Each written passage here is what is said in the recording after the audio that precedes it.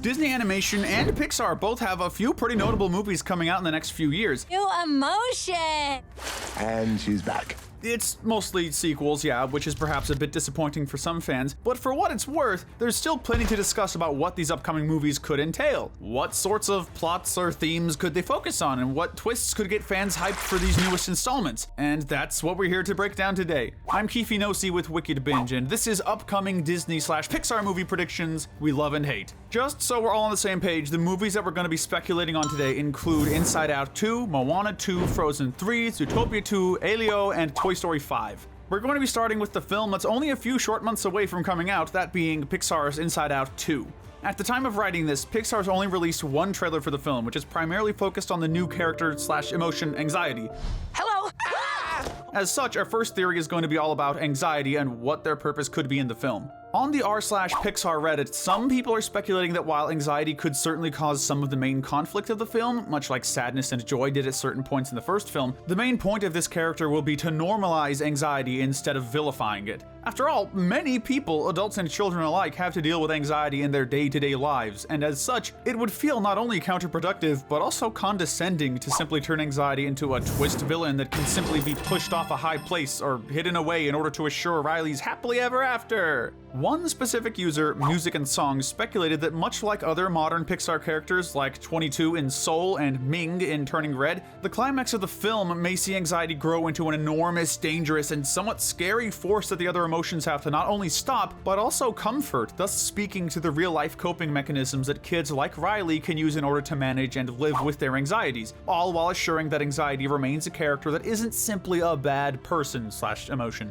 As the user says, quote, "It would make sense in this case because anxiety is just something that people need to manage and is okay in small doses. It's when it spirals out of control that it becomes a problem." You can't just bottle us up! We have to say that we really like this idea. While yes, it does sort of continue the recent Pixar trend of not having a true villain, at least not in the classic sense, and instead focusing on more emotional and internal conflicts, but we feel like we can forgive it considering that this is a film franchise all about emotions. But of course, anxiety isn't the only new emotion moving into Riley's head, and with a variety of new characters, this could lead to a conflict of old versus new. Wow, those guys are jerks. This idea comes from that same Reddit thread and was suggested by user Charlie Warley, who speculates that in addition to the new emotions butting heads, there could also be a more external conflict that may force the emotions to need to pair up with each other and learn how to work together. While the other new emotions are still a mystery at this time, some have pointed out that anxiety seems a bit redundant given that fear already exists in Riley's head. Perhaps we'll get a look at how these two seemingly similar emotions differ from each other, a lesson that some younger audience members may appreciate,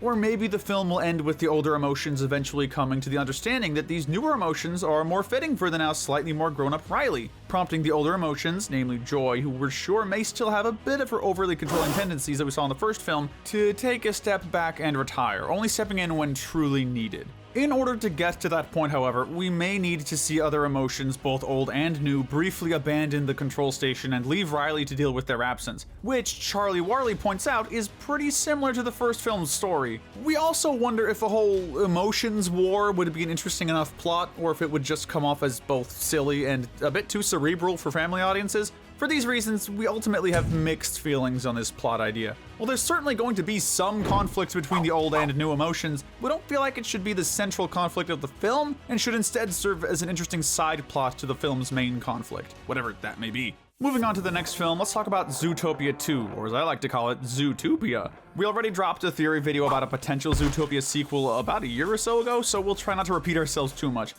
Well, this should be good.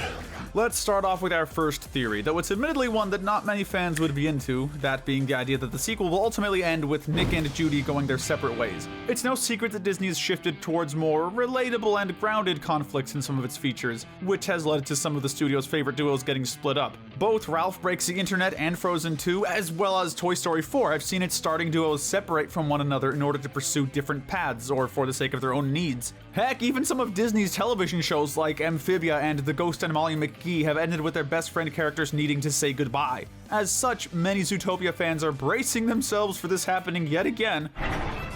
Tuna, Not again. Maybe either Judy or Nick will set their sights on a city beyond Zootopia, either wanting to pursue a bigger dream or feeling like they're needed more there than in their current city. Wanting to go to a smaller but more crime-filled city could also be a possibility. Like, maybe Nick wants to go to a more fox-filled or predator-filled city in the hopes of making a difference for the youngsters there that may be dealing with the same struggles he had to when he was a young fox. Maybe one of them will even decide they want a career change, like working in a non-profit or going into local government. Regardless of the actual conflict, any of these would still end the same, and with an ending like this, we have to admit that we aren't big fans of it and very much dislike the idea. It could be argued that if done well, this somewhat overdone conclusion could still be satisfying, but the fact of the matter is that Nick and Judy's dynamic is one of the best parts of the first film. To spend a whole sequel with them either growing apart or being separated from one another feels like such a waste, and we just don't feel that a story like that is necessary for the Zootopia franchise. On the opposite side of the spectrum, some fans have wondered if, alongside whatever new crime or mystery there is in the big city, the film's major side plot could involve Nick and Judy falling in love and perhaps even becoming engaged. Beyond the shipping reasons for this theory, fans have pointed out that a story about interspecies relationships could be a good extension of the allegories that were present in the first film regarding society and prejudices. The directors have confirmed that interspecies relationships and marriages already exist in the Zootopia universe, so it wouldn't be like Nick and Judy would be breaking any new ground, but it could still be an interesting idea to explore, especially when bringing in the reactions or thoughts of other characters. Additionally, it could be interesting to see how this shift in their dynamic affects not only them, but how they handle each other potentially being in danger while on the job.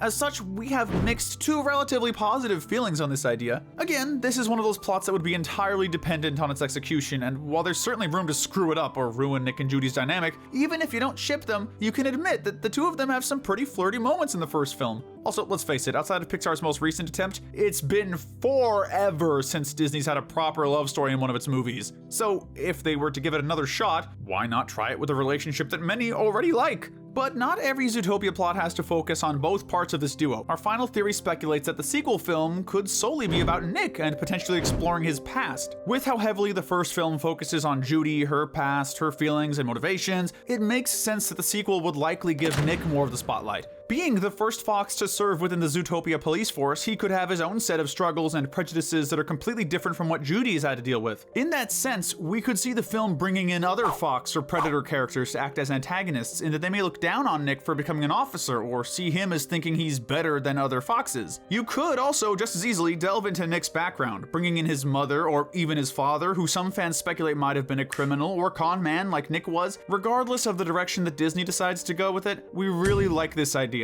Like we said, Nick deserves to have a bit more of the spotlight this time around, and it'd be great to see him have his own fully developed arc like Judy did in the first film, instead of just continuing to be the partner with a quick wit and secret heart of gold. Next up on the film list is the most recently announced Moana II. Speculations on this simply being the return of a certain style of Disney direct-to-DVD sequels, but for the modern day aside, there are still some ideas that fans have been throwing around for this film. Obviously, the first point to touch on should be the new Voyagers that are expected to be introduced in the film based on the released promo image. Given that Moana ended her first film with her entire village out on the ocean, it is a bit interesting to see that this new Moana film will be focusing on a much smaller and select group of Voyagers. Since they'll be accompanying Moana and Maui on their upcoming adventures, it's easy to speculate that they'll be just as adventurous and eager to see the world as Moana originally was. This is different and more powerful. If they're around her age, perhaps we could even see a romantic side plot involving Moana and one of the new Voyager characters. It's also possible that we could get a rivalry between Moana and a Voyager wanting to prove themselves to be just as good as her. You could also bring in a couple older members of the village who might have wanted to go out on the ocean when they were younger and thus are taking the opportunity to do so now. There's really an endless amount of possibilities for these new characters, and for that reason, we really love this plot idea. Yeah, it's always possible for the cast to become a bit overcrowded or take away from Moana and Maui's dynamic, but we have hope in this sequel potentially being a fun ensemble piece. On to the bigger theory floating around for this film. The Moana sequel could see Moana become a god. I could watch that all day. This theory comes from the website CBR, with the writer pointing out that with how much of a given it is that the sequel will bring in other Polynesian myths and gods to help make Moana's newest adventure all the more exciting, the film could ultimately end with Moana becoming a god herself. After all, Moana is the name of a goddess in the Polynesian pantheon, the article points out. It then adds that this shift in Moana's status might have been foreshadowed in the first movie, given that Moana was able to successfully enter and escape from the realm of monsters, which Maui claimed was impossible for a human mortal. Maui was also once human before becoming a demigod, and with Maui joining her on her adventures once again, we could see Moana experience the same journey as him, all while striving to be what her village and the world need her to be. But as cool as this idea would be, we have to admit that we ultimately dislike the idea of this big twist. Getting the elephant in the room out of the way first, while Tangled the series might have taken some big swings when it came to Rapunzel's powers, it's unlikely that a movie originally meant to be a Disney Plus series would give Moana such a dramatic shift in status. It should also be mentioned that Moana is already next in line to be her village's chief, so it feels unnecessary to make her a goddess, especially since Elsa already essentially went through the whole ascension arc, and really, it just feels more in line with Moana's character that she would prefer to remain a mortal and serve as chief for the people she cares about. But hey, maybe when she eventually dies, she can give becoming a goddess some more thought. But speaking of Elsa, it's time to talk about the next installment in what is, without a doubt, one of Disney's biggest animated franchises, Frozen 3. Trying to focus here. One easy prediction to make with this film is that it'll have a bigger spotlight on Anna. After all, she just became Queen of Arendelle, so to not take advantage of that would feel like a waste at best and a frustrating plot shift at worst. So with this more Anna-focused sequel, we could see her new status as queen playing a big role within it. Perhaps it'll focus on her needing to deal with an impending threat or war and learning how to stand on her own instead of relying on her ice-powered magic sister to fight off any threat. Then again, we did sort of see Anna learn this during the climax of Frozen 2. Still, it would be nice to have a whole film of her growing and finding her own strength instead of just a couple of scenes, just as it would be nice to see Elsa being the one to emotionally support Anna instead of the other way around. Though, if the film wanted to focus more on the magic, it could center its plot around the development of theorized fire powers that fans love to speculate on so much. While that last one may be pretty unlikely, we still really love the idea of this latest Frozen installment giving Anna some extra spotlight. As for a more specific conflict that the sisters might face, we could potentially see a story about magic versus technology and modernization. We already saw a bit of this in Frozen 2 with Elsa and Anna's grandfather seeing magic as inherently dangerous and untrustworthy. Magic makes people feel too powerful. Given all the chaos that magic has caused within the first two films, it wouldn't be a stretch to imagine someone either within or outside of Arendelle wanting to fight against it under the guise of wanting to help the kingdom's people with new machines and useful technology. This could, in turn, not only lead to a division amongst Arendelle's people and a potential fight against the spirits of the Enchanted Forest, but it could lead to an interesting conflict between the sisters, with one of them wanting to give the new technology a shot for the sake of helping Arendelle and the other having concerns about it. Much like the previous theory, we like this one as well, since it feels like a natural extension of the stories and conflicts we've already seen explored in the first two films. Though when it comes to natural sequel plot ideas, it's hard to completely ignore the possibility of new characters, specifically new babies. Yes, following in the tradition of other Disney films like Little Mermaid, Lion King, and Lady and the Tramp, the next Frozen film could introduce us to Anna and Kristoff's kids. Let's face it, they already weren't doing a ton with Kristoff, so making him a dad seems like the only way to keep him somewhat relevant. More importantly, it would give both Anna and Elsa a chance to try and be better than their parents once they become a mother and aunt respectively. As for the new prince and or princess, whether they have their own powers or simply end up getting involved with the film's main antagonistic force, we're almost certain they'll play a big role. But while we may not necessarily mind the sisters taking on more supporting roles eventually, we still have to admit that we have mixed feelings on this idea. Kid characters, while fun, can still be a hit or miss, and we aren't sure if adding in a new Frozen kid character is really necessary at this time, especially when the fandom has already written and designed plenty of them. But hey, maybe for Frozen 4, it's inevitable. Now let's talk about Pixar's Elio, and admittedly we don't have much to speculate on despite there being a publicly released plot synopsis and a teaser trailer. It's an original idea. This is new.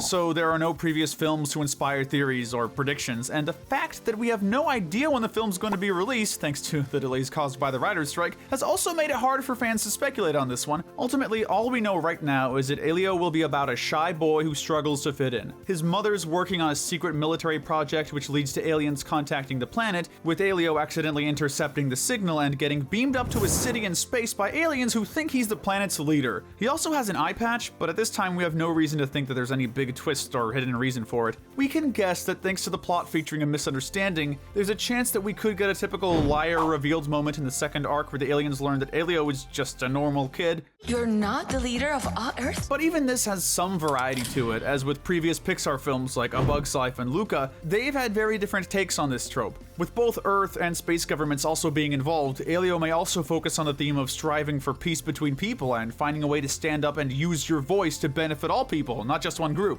And if that indeed ends up being what Elio is about, then we can say that we like this idea and believe that Pixar could pull a story like this off. As for other potential plots or themes that the movie could be centered around, well, we'll just have to wait for another trailer, I guess. Lastly, let's talk about Toy Story 5. One idea that was floating around about Toy Story 5 was that it would feature a new cast of toys. Many believed that because the main cast of toys got their ending, it would make sense that the new feature would focus instead on a new group of toys. This theory implied that this cast would even have a completely different child rather than going back to Bonnie or possibly Molly. But let's be real, we all know that Disney's not going to give up that Woody and Buzz Lightyear merchandising money. They're gonna make me big. And honestly, we don't blame them, but also, it just wouldn't be Toy Story without them, so we hate this theory. Get it out of here, be gone with it! The money in your account, it didn't do too well, it's gone. And luckily, as Tim Allen and Tom Hanks have both been confirmed as coming back for the 5th movie, I don't think we'll have to worry. Many have also speculated that Woody and Bo would continue to save the lost toys. This idea called back to the ending of the 4th film, recalling how Woody and Bo set off to travel and find more toys to help. This makes sense. It would follow the scene set by the previous movie and allow us to see how Woody could grow from his choice to stay with Bo. After all, for the majority of the franchise, Woody has been adamant about his role in Andy's and later Bonnie's life. When the 4th movie released, some viewers questioned why the writers would present Woody as being so uncertain of his place, but there's potential here. After all, we already saw Woody beginning to doubt himself in the 2nd movie when he nearly joined Pete, Jesse, and Bullseye for the Toy Museum. We actually like the idea of seeing Woody regain his confidence with his new identity, though where this leaves the other toys' storyline, we have no idea.